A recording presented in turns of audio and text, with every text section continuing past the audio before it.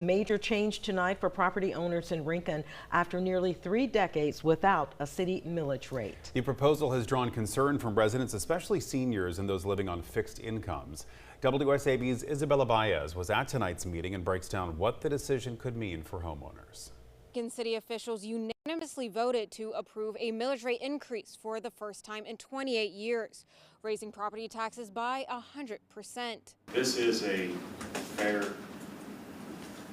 millage rate. For the past month, Rincon city officials have held multiple public hearings about their millage rate increase, and Monday night they finally held a vote. All in favor say aye. Aye. Council voted to increase the millage rate from 0.0 mils to 2.323 mils. City leaders saying this increase is needed to keep up with continued growth and will allow them to participate in the local homestead option sales tax. We will not benefit from LHOST. And next year you'll be here mad at us because LHOST passed and it's paying property taxes all over the county, but not Rincon because we didn't have a millage. Previously, all property owners, including big box businesses, paid a flat fee of $240 a year. However, moving forward, residents whose property values are less than $300,000 could pay less, and those whose values are more will see an increase. All these businesses, Ace Hardware, Tractor Supply, they pay $240 a year. Well, this coming tax year and the years following, theirs are going to go up quite significant because their values are tremendously a lot higher than the average homeowner. Before council voted, the public had one last chance to voice their concerns. The practical increase is the difference between the fee and the new tax amount, which is still a substantial increase for many homes. Council says now with the millage rate in place, they can participate in local homestead option sales tax if it gets approved in a future election. Reporting in Rincon, I'm Isabella Baez, WSAV News 3, on your side. Savannah police are investigating a shooting that left a man with a gunshot wound to his foot. Police say that shooting happened in the 11,700 block of Largo Drive near Abercorn Street. Investigators say a man was shot and his injury is not life-threatening. Police have not released any information about a suspect or what led up to the shooting. Anyone with information is asked to call Crime Stoppers at 912-234-2020.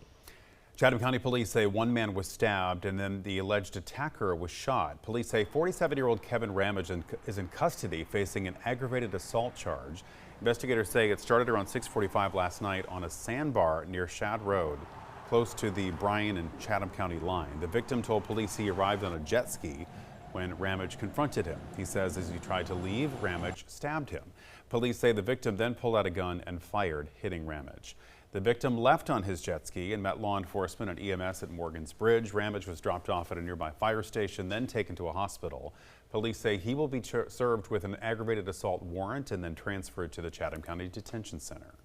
A man wanted in Savannah on a felony child molestation charge has been arrested nearly 1,000 miles away. The Cook County Sheriff's Office says 25-year-old Jalen Montgomery was arrested August 12th in Chicago. Authorities say Savannah police wanted Montgomery for allegedly sending an obscene photo of himself to a child. Investigators learned Montgomery had been staying at a home in Chicago and later spotted a vehicle Montgomery was a passenger in and arrested him. He remains in the Cook County Jail awaiting extradition to Georgia. The jury is now seated in the trial of the final suspect charged in the 2021 killing of Bluffton teenager DJ Fields. That jury will return to a Beaufort County courtroom tomorrow morning when opening arguments and testimony are expected to begin.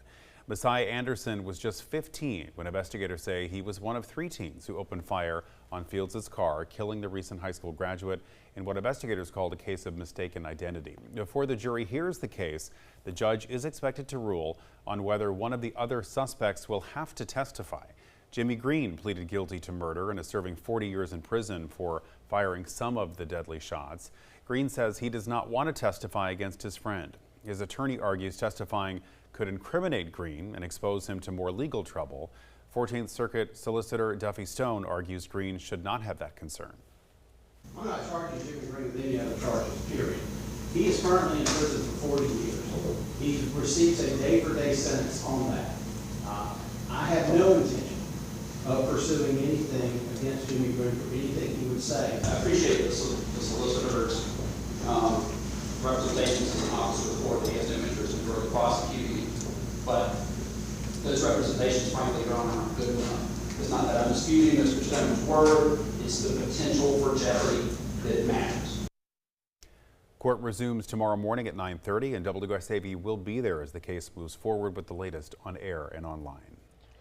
New tonight, we are learning more about a school bus crash in Richmond Hill that sent 4 children to the hospital. Georgia State Patrol says the crash happened around 4 o'clock this afternoon on Highway 144 at Cherry Street. And troopers say SUV tried to change lanes and hit a pickup truck, causing the pickup driver to lose control and crash into the back of the school bus. The bus was carrying 41 young students and the driver. 4 children and the driver of the Silverado were taken to the hospital. One parent described the panic of learning her daughter's bus had been involved in the crash. My husband saw it on social media on Facebook. It did have the bus number posted, so we knew that it was our daughter's bus. At that point, I called my son, who picks my daughter up off the bus every day. He said that she obviously hadn't arrived, and there were other parents talking about a bus crash. At that point, I left work and panicked and was like, where's my child? Is she okay? And during that time, her pre-K teacher ended up calling me, and I did speak with her. She confirmed that there was an accident. The driver of the Mercedes was checked and released by EMS. Troopers charged her with improper lane change. WSAV is your local election headquarters. Tomorrow, South Carolina voters will head back to the polls for a special Republican runoff election. Interim Senator Darline Graham making a final campaign push in the Low Country yesterday, meeting with dozens of supporters at the Bricks on Boundary restaurant in Beaufort. Graham said she wanted one more chance to speak face-to-face with Low Country voters before the big day. She also talked about the president's endorsement, saying she couldn't be more grateful.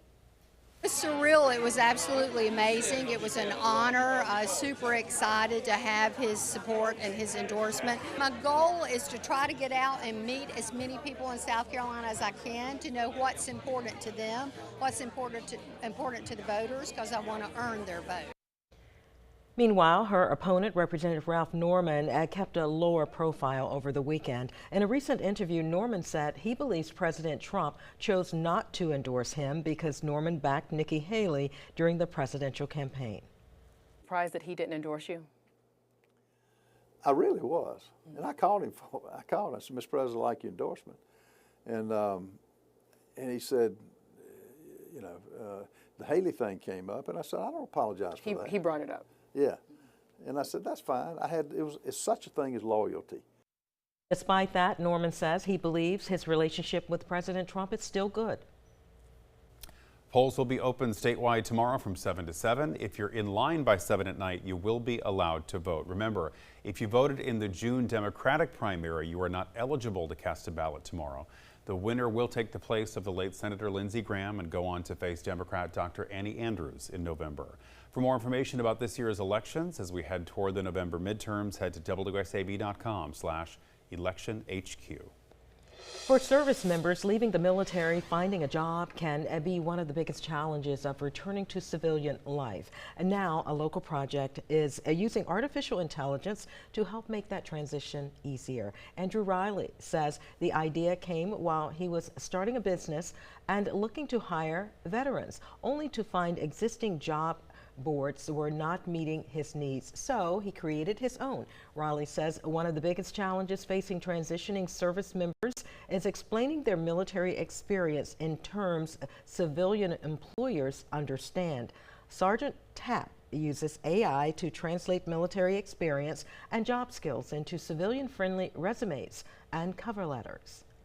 You click a button and the AI takes everything that's been entered in less than a couple minutes and creates a beautiful private sector resume that can then be downloaded as a PDF, a Word doc, so you can edit it, or you can print it directly. Now, the website also has a job board live right now in the Low Country. If you're a business that would like to hire transitioning members from the job board, we have all the details on how you can get in contact with Raleigh. You'll find that on our website.